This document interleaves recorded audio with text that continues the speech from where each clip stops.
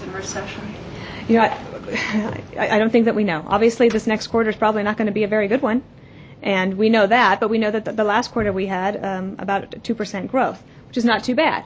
But obviously, right now we are in a very difficult situation. But we're working every day to make sure that we effectively put this plan to use so that we can pull up out of it and return to job growth. So I couldn't say. The classic definition of a recession is not something that we could determine now or forecast. It's something that people look back on. April? And going back to Ann's question about a recession, you said we don't know. And that's somewhat, it's changing, especially from February when President Bush emphatically said, when I did an interview with him, he said we're not in a recession and we're not going into a recession. He was emphatic about that.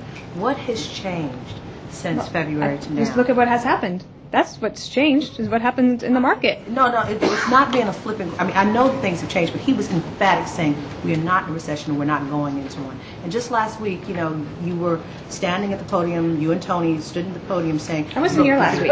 Well, the week before. Okay, let's... I don't know. Look, April, I don't know if we are in a recession right now. And in fact, there's no one who could actually tell you if we precisely are in a recession right now. Just saying, and last February, when the president was asked that question, again, if you look at the classical definition of a recession, we were not in it. That doesn't mean that the president doesn't understand that people are hurting or that people are concerned about their savings accounts or people are concerned about their retirement accounts. But it doesn't mean that you are necessarily in a recession. And I think we should be careful about throwing around words like that until there's actually some evidence.